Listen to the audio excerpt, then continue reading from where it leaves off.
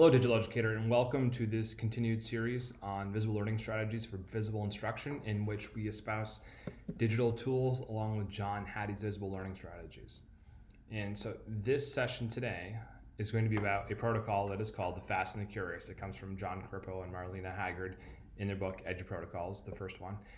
And what it basically is that it boils down to for John Hattie's strategy is response to intervention, a cycle of assess, treat, interpret the data, and treat to what the assessment data says in this feedback loop of driving instruction based upon what the data tells you.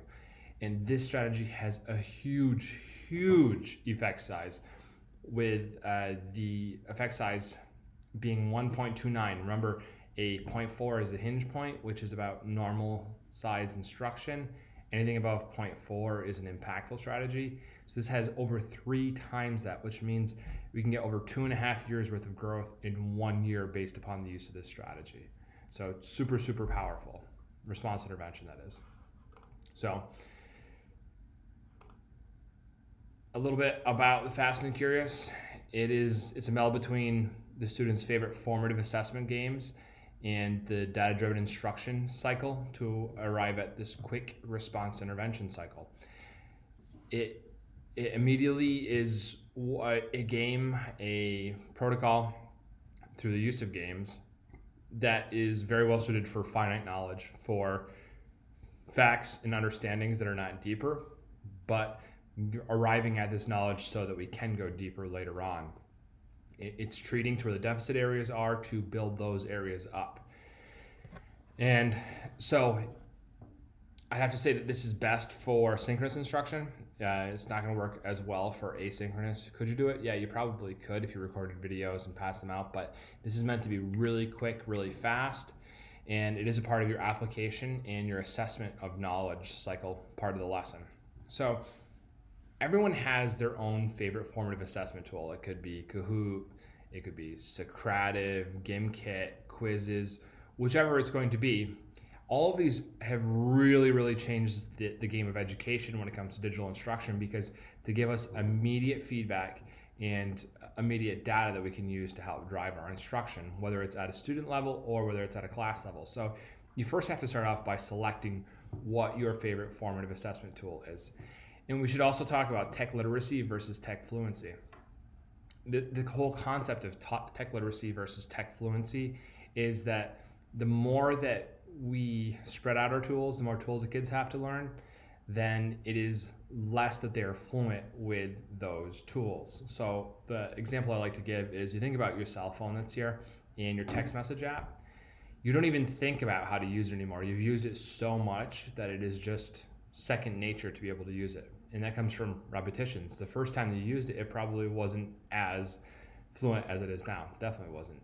So find the assessment tool that you like the best and stick with that over and over again. One, it makes finding your assessments a lot easier, but two, the kids are able to use it a lot more easily. Spend more time focusing upon the content and less time thinking about the tech.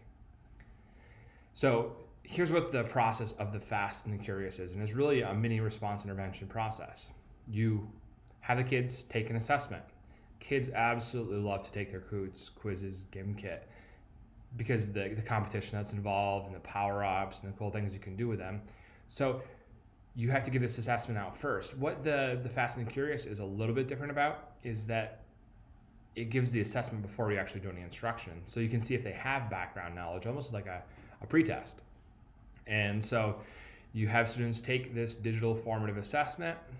When it's done, you have to interpret the data. So as a teacher, you would then open the at a class view of the data to see where the high points and where the low points are. And as you then take your tool, you can go question by question and see what the questions are, and then instruct to each of those questions. Provide the students with instruction so that next time they can get that question correct. And then, so that's the third step.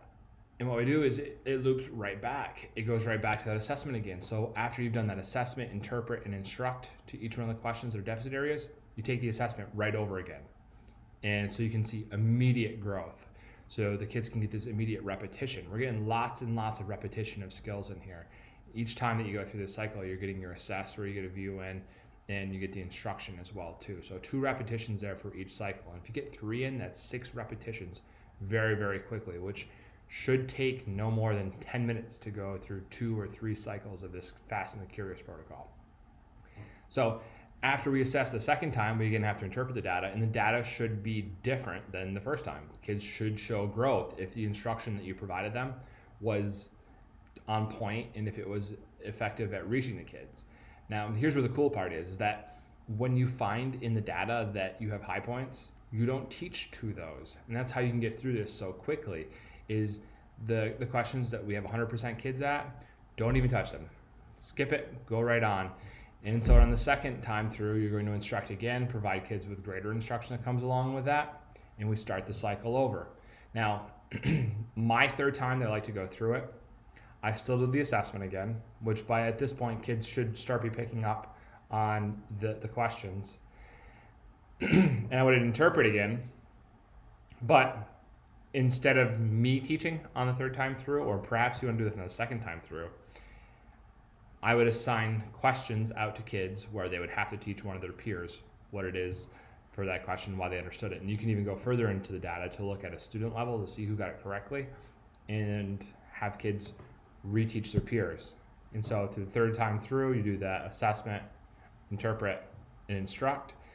Now, this isn't just a one-day thing and to hope, okay, over the course of this Fast and the Curious protocol, I'm going to have this done. Corippo and Haggard, they both suggest that you do this multiple days in 1 week. And so this is especially great for vocabulary words because you're going to get repetition, and you're going to treat to the deficit areas.